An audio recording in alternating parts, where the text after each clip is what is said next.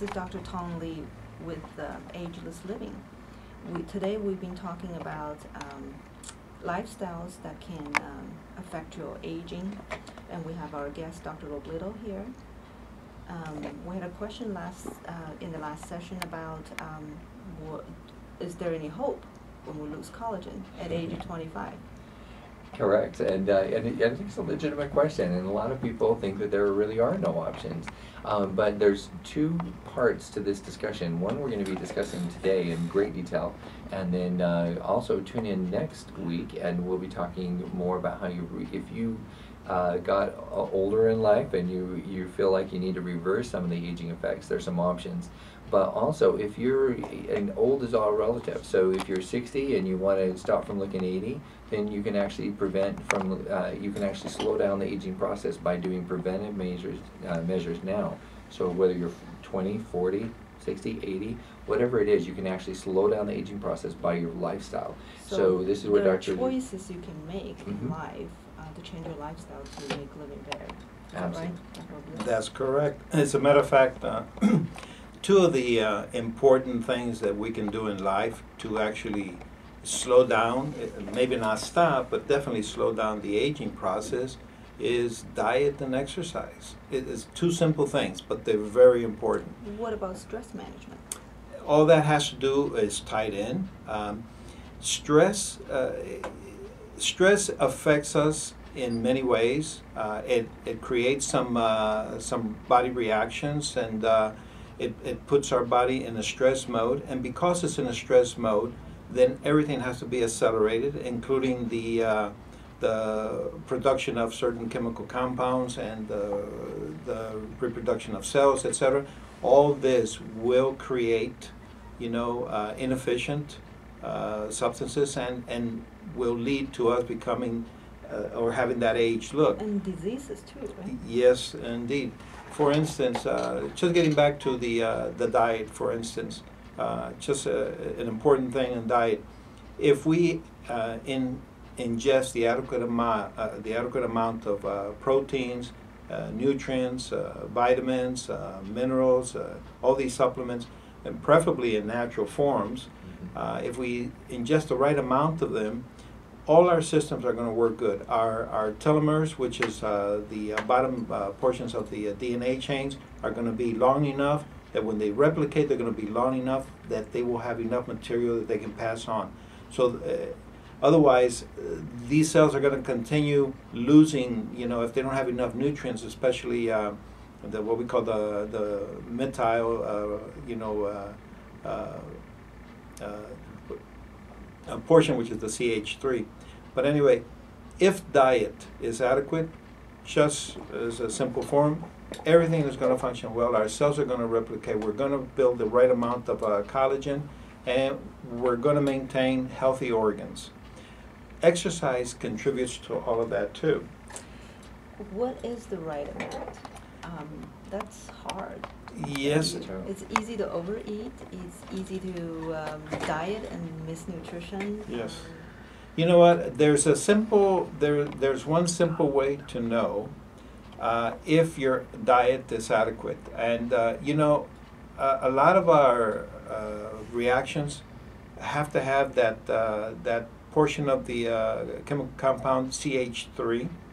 That's obtained, as we call it, methyl portion. And that's obtained in proteins, especially that have sulfur-based proteins.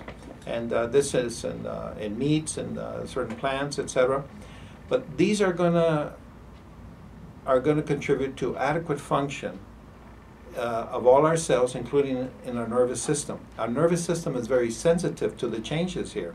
So here's a key thing.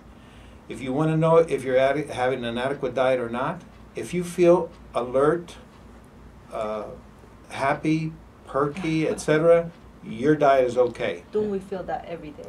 Yes, all of us on this show, we feel all of those things. We must be eating great. If you feel that fatigue, that tiredness, the difficulty to concentrate, etc., you may be lacking adequate nutrition. It's not 100%, but that's a very simple way to find out if you're actually. Okay. We'll let you go back to exercise. Exercise is good. It helps to improve our cardiovascular function. It helps to release stress. And then, of course, all this leads to better cell nutrition and better cell function. And that's what we want. We want adequate cell function. And if we have adequate cell function, the cells are going to do their job, produce the chemicals necessary to maintain us looking good and healthy. And if that happens, we're going to maintain a more youthful appearance longer. So what I'm hearing overall is that you need to have overall good nutrition, but in particular with that collagen, is there any combination of foods or types of foods that should be eaten? You had mentioned some proteins, things of that nature to make sure that and there's 9 different types of collagen I overheard. Yes. So is there one particular way Food to source? eat, food source that somebody should include in their diet that would Yes. help increase the collagen? Very good question. You know, there used to be a time when they used to indicate, well, you should eat a lot of foods that contain collagen. For instance, gelatin, cartilage, chicken breast, the cartilage in chicken breast. You know, they used to say, well, this is going to be good for you. Well, the reality is that when you ingest any form of collagen, it's going to break down in the stomach. So that's not really going to matter. Okay. But what does help to maintain that collagen formation is actually the essential fatty acids. You know, the omega fatty acids, especially the EPA and the DHA ones. Those are needed to be able to produce the long chains of telomeres, which will lead to the adequate cell function, which will lead to adequate collagen formation. So anything that has to do with ingestion of the omega-3 fatty acids, adequate amount of proteins, adequate amount of vitamins. We need the vitamins because without that, we need vitamin C in order to continue the reactions necessary to produce the collagen. Otherwise, you're not going to have adequate tissue. So all these things combined is what really going to produce the end result. Of course, we know the lasers will help too, but we're going to cover that next time. That's correct. Absolutely. So on the natural side, what types of foods would you recommend that have the naturally occurring DHA and the right types of omega-3 oils? We have a limited ability to produce EPA and DHA those are the higher forms of fatty acids from the lower form, which is the ALA.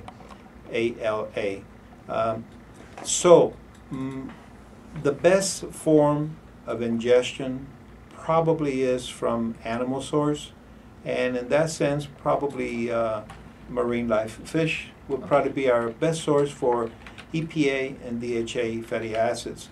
The ALA can be obtained from plants, such as flax seeds, walnuts, green leaf type vegetables, cilantro. All these contain ALA, and they're good. But if that's the only part of fatty acids that we ingest, we cannot convert too much of that into EPA and DHA. We have limited ability. So we do need to ingest it from outside source. But we do have to be careful because too much of it can also go the wrong way, cause problems. There have been links of high levels of DHA with other problems, such as we mentioned. There's been studies done that they link it to increase in prostate cancers, for instance. So we're not quite sure, what can happen or not, but I think it's safe to say that if you eat fish once a week, you're okay, and you're ingesting the right amount of DHA necessary for all our other body functions and chemical reactions, especially the collagen formation. And it looks like it's about time to go to break again, but I did want to ask one more question to get clear, is that fish has the right kind of omega-3 oils in it. Correct. If you have beef or pork or chicken or turkey, are those missing that right? I mean, obviously they can be good for you if part of a good diet, but do they have the right kind of omega-3 oils in them? Some of the meats, they do have contents, but not in great amounts, not in the amount that we would find it necessary. Fish has a larger concentration, And some of the nuts and seeds. and some of the nuts and seeds. So as far as meats go, you know, mammals, like I said, we have limited abilities to form that, so also other mammals. But fish have a much easier ability to form the EPA, the DHA, starting from the ALA, which other animals don't. And that's why we find the right concentrations in marine life. You motivated me to try to like fish more. I'm not Right, a but fish if you're lover, but I. vegetarian, then you should go with nuts and seeds. Oh, okay. Yes. And do they have the right type, similar to fish, or is it quasi? They have the ALA, which is the basic form of a fatty amino acid, and from there, when we ingest it, we can build it up into the EPA and DHA. We have limited ability to do it, but it would be sufficient probably for our functions. Okay, very good. Better than nothing is a Better good than nothing. option. Oh, it looks like we still have 2 minutes left. Maybe I was taking us to break a little bit soon. So that's great. That's good news for me. But obviously, fish. Now, one of the things we addressed in the last show, and if any of our listeners or YouTube viewers, and by the way, I want to pause and make sure that people know that this show is also hosted on AZ Laser MD on YouTube. Now, you don't actually have to go find the YouTube channel. If you just type in Voice America, Ageless Living, or Arizona Laser and Skin, Dr. Lee, Kurt Wilhelm, or Dr. Robledo. These are all keywords that will pull up the videos related to these topics, and they are keyworded there on YouTube. So make sure you go to YouTube and start viewing those videos for all of our vast numbers of listeners out there. We appreciate all of you that are tuning in. But yes, I'm very excited to know that there are some options besides fish, but also I'm excited to know I better just buckle down. What about tuna? Is tuna a good? Tuna is good. Tuna is good, but it can have higher levels of mercury, so you're better off with salmon. Okay, I'll just buckle down to that salmon sandwich every salmon fillet. So also include that in the diet for any of you who are not fish eaters out there. What about antioxidants? I think we may not have too much time left, but we're going to go over that after our break. Okay. And actually, when we come back from break, we're going to be talking more about the topic that was brought up, which is exercise. In our next segment, we have a personal trainer who's coming in who actually trains those who become fit for competitive fitness, whether they're in the fitness categories or the bodybuilding categories. And we're going to be discussing how to utilize exercise and the way you eat to not only be healthy right now, but so that you don't damage your body right now for later on. So sometimes people get so into bulking up that later on they age more quickly. So we're going to be talking about smart ways to get fit, even if you're going to be in a competitive situation. So when we return from break, we're going to be talking about that. Thanks for tuning in to Ageless Living here on World Talk Radio and Voice America, joined by Dr. Tong Lee and Dr. Robledo here, who is our guest from Arizona Laser and Skin. We'll be right back after the break.